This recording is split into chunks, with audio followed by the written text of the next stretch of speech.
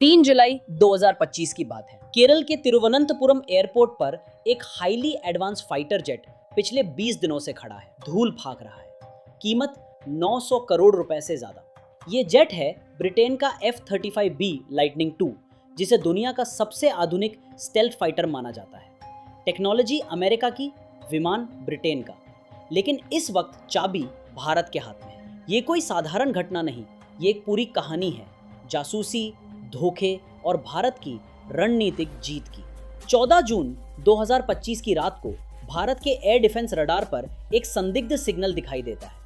ये सिग्नल था British Royal Navy के aircraft carrier HMS Prince of Wales से उड़ान भर चुके F-35B का। इसने अचानक इमरजेंसी लैंडिंग की रिक्वेस्ट की। भारत ने इंसानियत के नाते लैंडिंग की इजाजत दी और यहीं से चाल शुरू हुई। पहला बहाना, ईंधन की कमी। जांच में पता चला विमान में 35% फ्यूल बचा था, यानी आसानी से अपने कैरियर पर लौट सकता है। दूसरा बहाना, खराब मौसम। लेकिन F-35 को ऑल वेदर जेट कहा जाता है, मानसून से डर गया। तीसरा बहाना, हाइड्रोलिक फेलियर।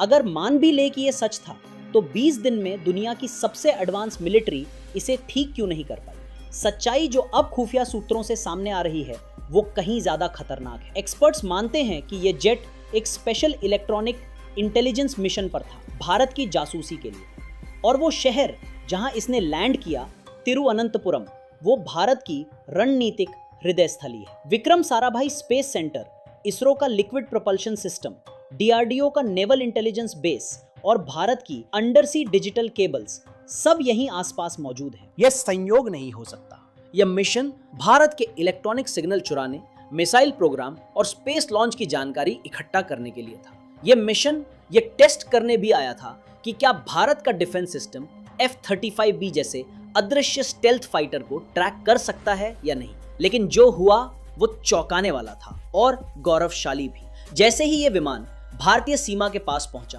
भारत का इलेक्ट्रॉनिक वॉरफेयर सिस्टम सक्रिय हो गया। हमारे सिस्टम्स ने F-35B के कंप्यूटर्स और सेंसर्स को ऐसे जाम किया कि उसका पूरा कंट्रोल सिस्टम चकरा गया। उसे कुछ समझ ही नहीं आया और तभी आसमान में भारत के Su-30 MKI फाइटर जेट्स गरजे। उन्होंने F-35B को चारों तरफ से घेर लिया। घबराहट में इसने इमरजेंसी लैंडिंग का झूठा सिग्नल दिया।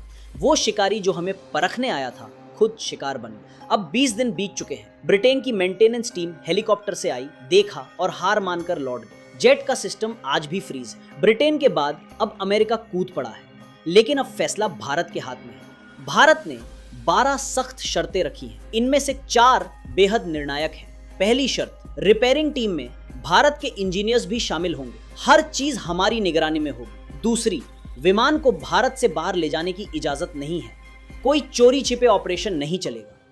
तीसरी, कोई भी पार्ट या सिस्टम भारत की अनुमति के बिना बदला नहीं जाएगा।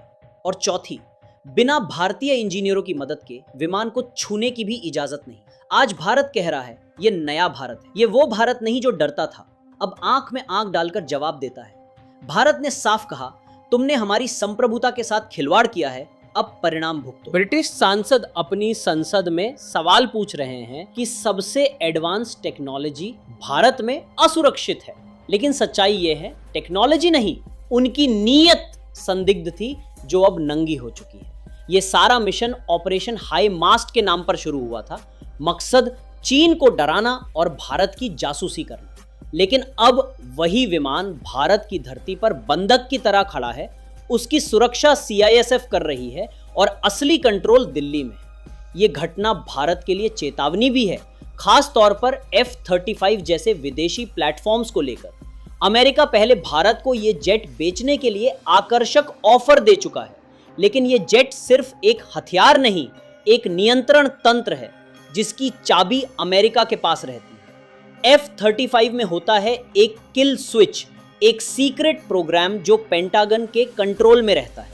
यानी अगर भारत और अमेरिका के बीच कल को कोई तनाव हो जाए, तो अमेरिका एक बटन दबाकर हमारे सारे F-35 को हवा में ही बंद कर सकता है। हजारों करोड़ खर्च करने के बाद भी हम असहाय रह जाएंगे। इतना ही नहीं, F-35 का हर पुर्जा, हर फंक्शन एक अमेरिकी network, autonomic logistics information system ALIS से जुड़ा होता है। आपके जेट ने कब उड़ान भरी, कहां गया, किस स्पेयर पार्ट की जरूरत है, हर डेटा अमेरिका को रियल टाइम में जाता है। मतलब एक ऐसा जासूस जो आपने खुद खरीदा। अब ये घटना भारत को चेतावनी देती है, विदेशी टेक्नोलॉजी पर निर्भरता एक धोखा है। हमें आत्मनिर्भर बनना होगा। अपने वैज्ञानिकों, अपने इंजीनियरों, DRDO और HAL की मेहनत में विश्वास रखना होगा। AMCA प्रोजेक्ट हो या नेवी का TEDBF, हमें अपना भविष्य खुद तय करना है। ये सिर्फ एक विमान की घटना नहीं है, ये भारत की कूटनीतिक और रणनीतिक दृढ़ता की गाथा है। ये उस आत्मविश्वास की गाथा है जो कहता है अब दुनिया को भारत को हल्के में लेने की भूल नहीं करनी चाहिए। शिकारी जब खुद शिकार बन जाए तो पूरी दुनिया सन्न हो जाती है। अब बारी है आपके विचारों की। क्या भारत ने सही कदम उठाए?